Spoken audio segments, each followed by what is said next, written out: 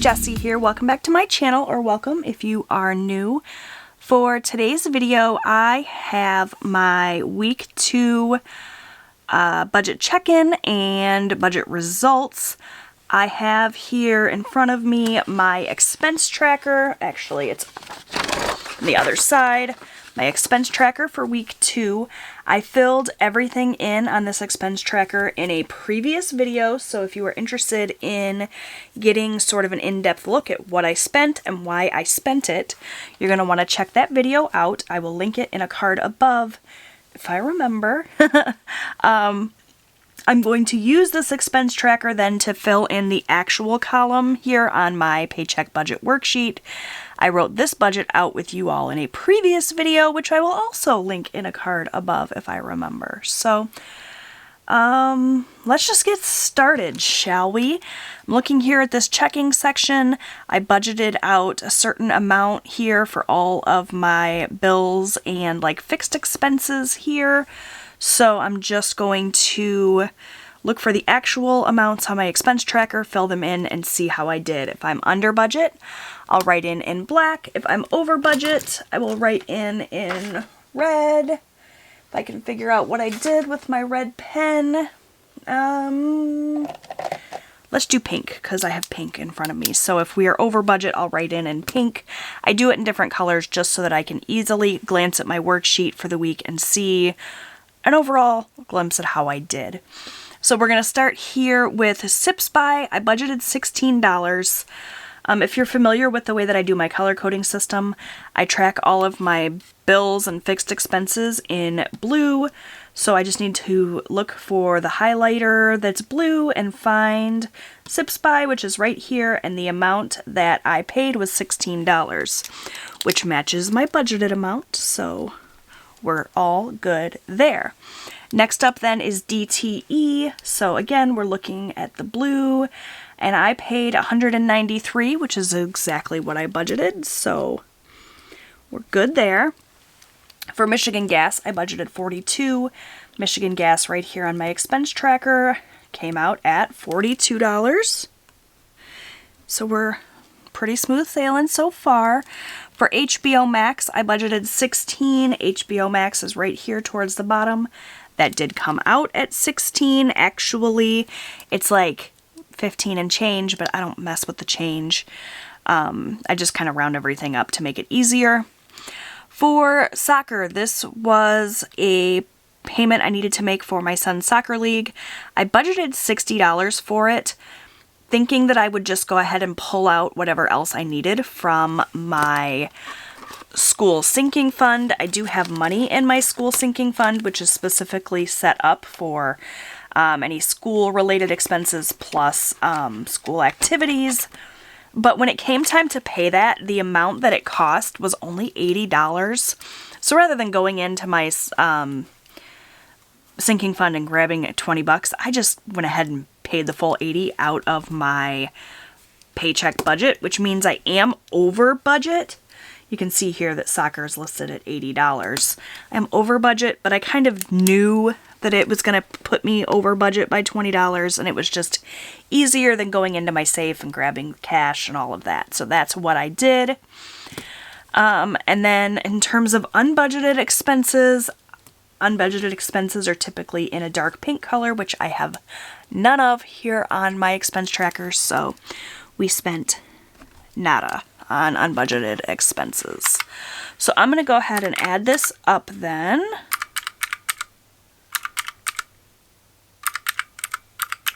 We are going to be over budget in this category by that $20, but again, I kind of knew that going in and just made the decision that I was okay with going over budget.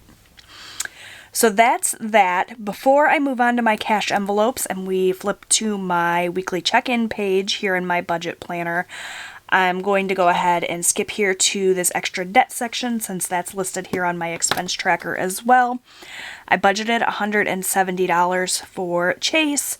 Extra debt payments are done in gray, and you can see right here, Chase did get that $170 that I had planned, and we are slowly chipping away at that debt, which is so exciting.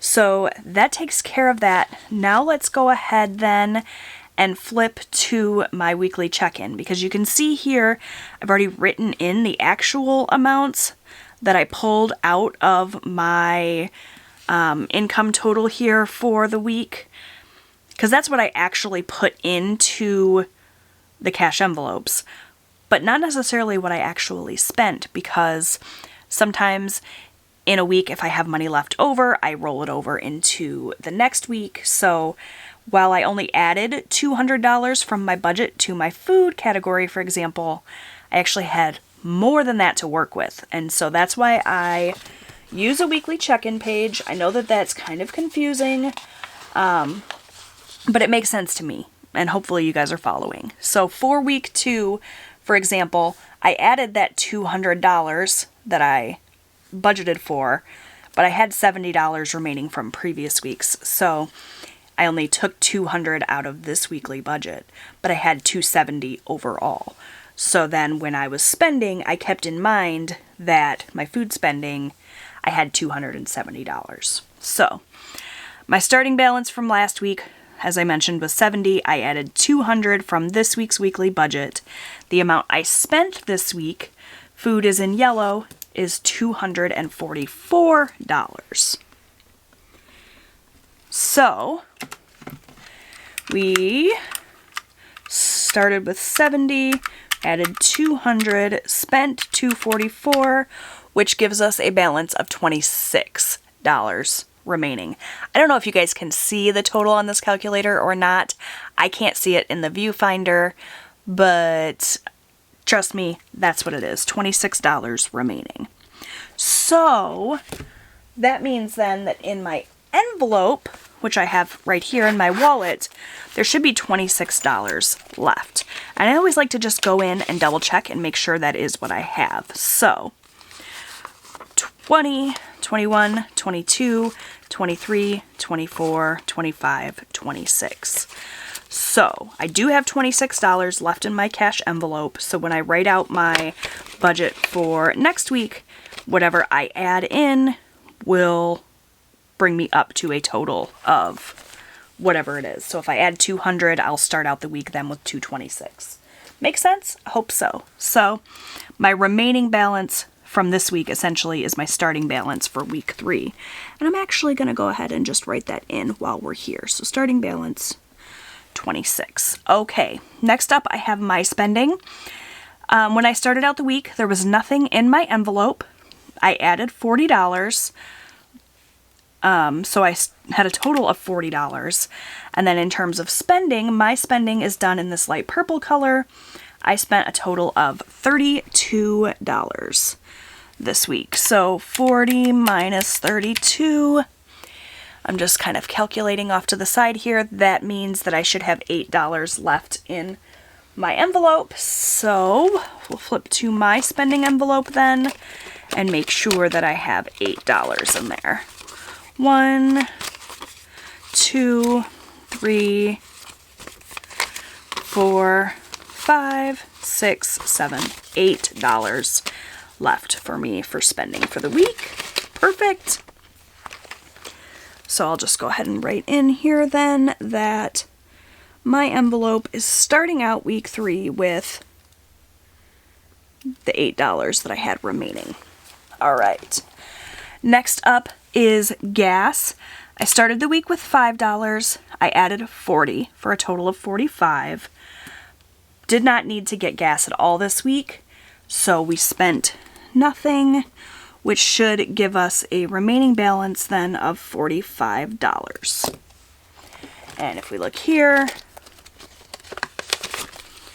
$20.45 is what I have in there, and therefore will be my starting balance for week 3. All right, and lastly for my weekly check-in, I have miscellaneous, which is on my expense tracker in green here.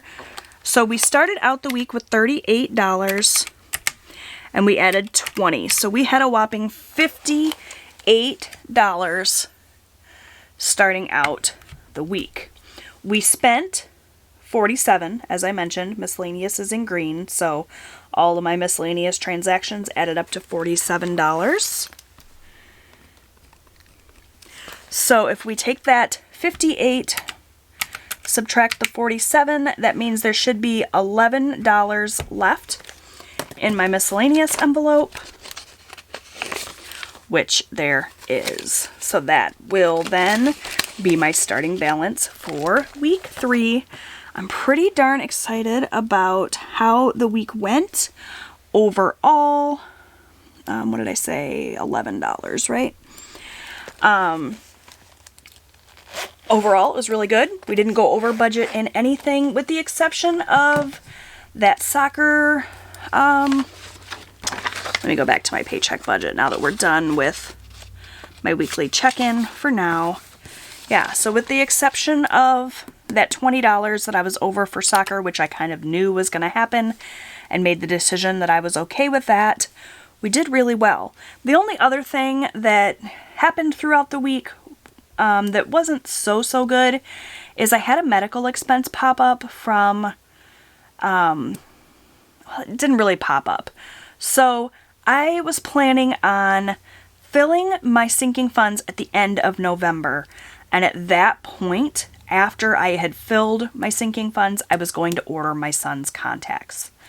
I didn't have enough in my medical sinking fund to cover Austin's contacts because I only had, I don't know, like $40 in there and I needed $130 or whatever it was.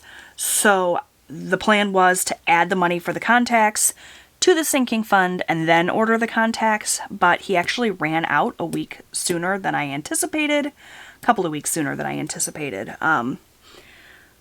So there's been a little bit of a learning curve with Austin's contacts. So a 3-month supply of daily contacts didn't last him quite as long because he had torn a couple of contacts and just, you know, like I said, there's a learning curve. So if some of those contacts got wasted, he used more than what I thought he would. And it doesn't matter. The point is, I didn't have $123 in my medical sinking fund to cover those contacts, so I put it on a credit card. I took what I had in my medical sinking fund, which was $43, and that left me with a negative balance in my medical fund. So this medical fund is going to sit at a negative $80 until the end of the month when I fill my sinking funds. Because I transitioned the way I do sinking funds from doing them every week to doing them just once a month, I kind of knew there was going to be some growing pains with that shift, and that's the case. So $80 is a balance that's going to sit on a credit card for a couple of weeks. I won't pay interest on it or anything. I'm not that worried about it. But I did go ahead and order his contacts, even though I didn't have quite enough in my medical sinking fund. I could borrow from one of my other funds. Like, I've got $108 in pets. I've got $47 in school. Like, I could just borrow some cash from one of these other sinking funds to float myself for 2 weeks. But having a balance on a credit card for 2 weeks is not that big of a deal. I just have to leave myself a little note to remind myself that I owe that sinking fund those $80. So that's that. We did use quite a few sinking funds this week. You can see that this like bright fluorescent orange is sinking funds. So we had our car registration that we went ahead and took care of, that medical that we already talked about, lots of Christmas shopping. My Christmas sinking fund is almost completely depleted, but I'm like 90% done with my Christmas shopping. And I still plan to add more money to my Christmas sinking fund at the end of November. So you guys are definitely going to want to be on the lookout for that sinking funds video coming at the end of the month. There have been some growing pains with the shift, like I said, but overall, so far so good. And we'll see at the end of the month how much I have to put into sinking funds and if the shift to just doing them once a month is going to work out for me. So I've rambled on long enough, I think. Let me just fill in my totals here. So you know we skipped our sinking funds because we're doing that at the end of the month. So the income amount then that I started with was $900. For checking, we ended up spending $347 instead of $327. For cash envelopes, it was $360. Extra debt was $170. So, we take the $900, we subtract out the $347 for checking, the $360 for cash envelopes, and the $170 for extra debt, and that means that we only had $23 remaining. Just so you guys know, though, this is not the amount that's left in my bank account because I do have a buffer. So of the $900 that we were working with, that's not all that's in my checking account. I do have a buffer. I also have money in there set aside for sinking funds for the end of the month. So don't worry, I'm not taking my bank account down this low. It's just that the money that we allotted for this week, we completely used up, which is fine. So that $23 then is going to roll over into next week's budget. So we have a $23 head start for taking care of next week's bills and expenses. So make sure you subscribe so that you don't miss out on next week's budget, which I'm going to be filming next, and you will see later this week. I hope you enjoyed this video. Just so you know, all of the items I used in today's video will be linked down below. The budget worksheets are from my Etsy shop. I'll have my, calculator and pens and stuff linked down below. They're not affiliate links. I still have not done the whole Amazon affiliate thing. I know my friend Marlene's going to yell at me. She keeps telling me I need to do that. I just haven't had an opportunity, but at some point maybe I will. Probably in the new year when things calm down. But until then, I don't get anything special for you shopping my links, with the exception of my Etsy shop. Of course, if you buy from my Etsy shop, I'll get that. And there's a couple of links down below that are like referral links where I might get credit for a website. So like I have a Walmart link down below where if you use that, I'll get $10 toward my groceries and that sort of thing, but it's not like cash or anything. I'm not affiliated with any companies. All right, that's it now. Thanks so much for watching. I'll see you next time. Bye.